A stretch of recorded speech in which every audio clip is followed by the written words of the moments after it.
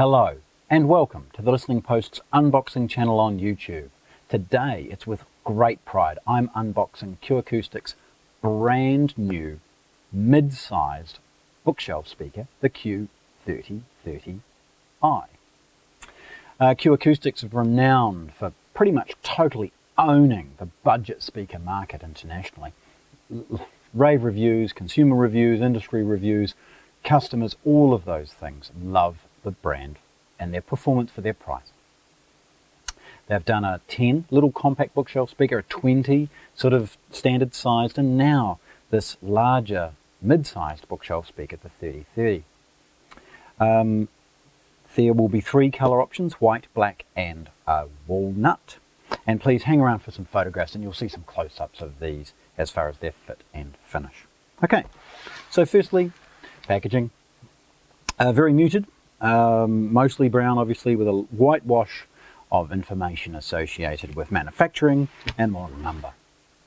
Highlighted by a scan code on just one end, actually it might be 2, yeah, both ends, for model and serial number information. Opening these is really straightforward. It's a simple slice with a craft knife and then sort of along the top, ensuring that you sort of lift things up just in case there's something directly under the box when you open it. Tilting it forward so you can kind of see what's in it. We've got some polystyrene at the top and a Q Acoustics manual. This is for the entire 3000i series. Little Ziploc bag. Now, what I recommend everybody does at this point is actually roll the box over, just carefully, and take the cardboard box off the speakers rather than trying to lift the speakers out. You'll see obviously an emulation of the closed cell foam, and if you see clearly, closely, you'll see little indentations for the raised feet that may be present. Okay. In the box is some port wads, designed of course to manage a little bit of the airflow in and out of the port, perhaps tuning the bass to your liking, or more importantly, keeping things under control should the speakers end up too close to a wall. Lifting these out, there is a couple of skinny little desiccant bags designed to obviously absorb any moisture in transit.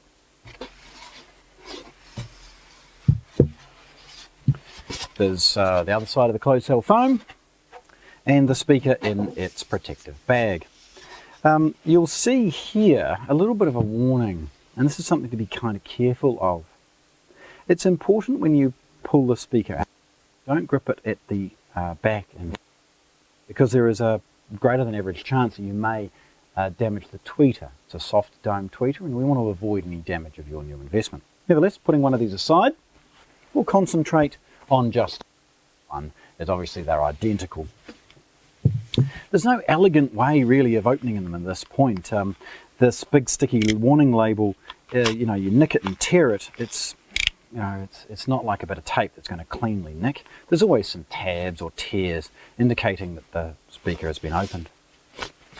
Taking that protective cloth bag off, firstly we pause for a moment and reveal the pre-fitted rubber feet and 2 pre-fitted, tap locations.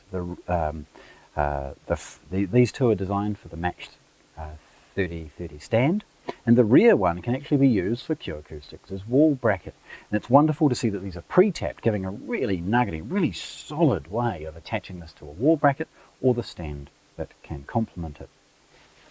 Rolling it over onto the protective feet, we can then remove the bag. The grill is in place, and removing it's very straightforward. It's magnetic. The magnets are chatter-free with the use of a little wee pad, and it's worth mentioning that there's a little plastic sort of peg to ensure that the grill doesn't slide down and neatly sits in like that. It does mean, of course, you have to be careful orientating the grill, but it forces you to ensure that the cutaway for the tweeter and bass driver are appropriately lined up. There's a little bit of bubble paper, for want of a better word, protecting the grill and the speaker. And there we have the front of this iconic little speaker. Firstly, the tweeter. Now, Q Acoustics somehow managed to deliver such a wonderful performance from such a compact box, and this is part of it. The tweeter is time aligned with the mid-bass driver, and there's disbursement and curves and all of those things thought about. Even at high volumes, the tweeter doesn't resonate or ring like many might. The slightly larger mid-bass driver, as you would expect from the 3030 as opposed to the 20. And then the slightly larger cabinet, of course, is now revealed. Looking at it, the finish is beautiful. This is going to look wonderful with the grill off or on. The almost iconic curved design is revealed. This is not only designed to ensure that the cabinet is extremely rigid, but it also helps with basic standing waves and other things in it. Curves are good in the speaker cabinet, but very expensive to do well. So it's wonderful to see that a budget speaker like this has made the effort in the cabinet design.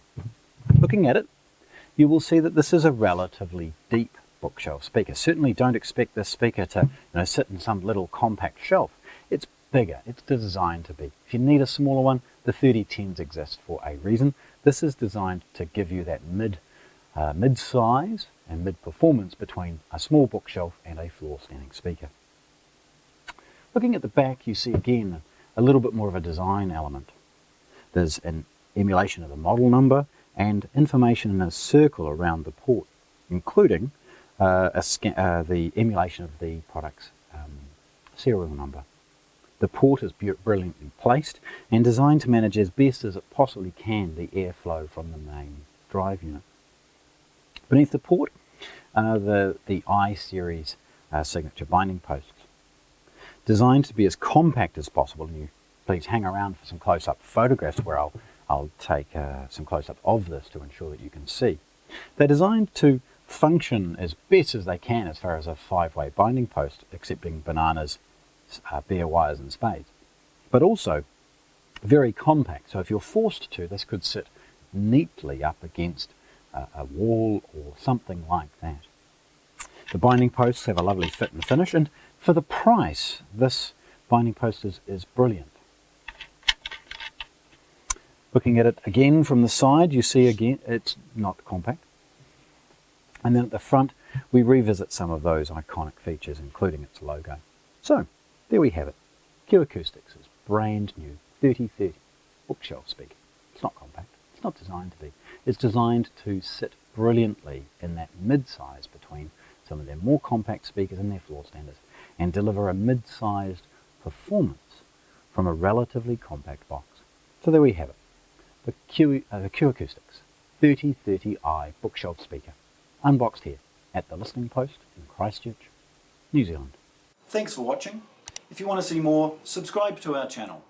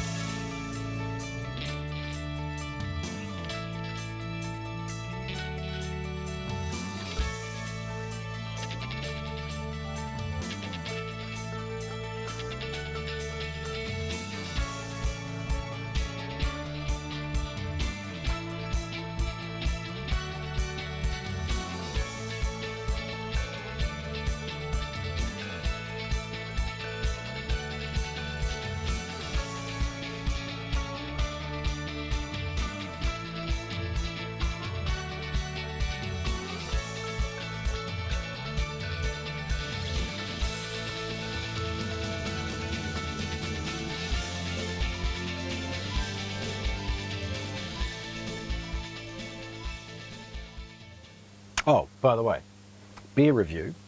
So this is a really light little Pilsner. Don't tip it out, it looks like a lager.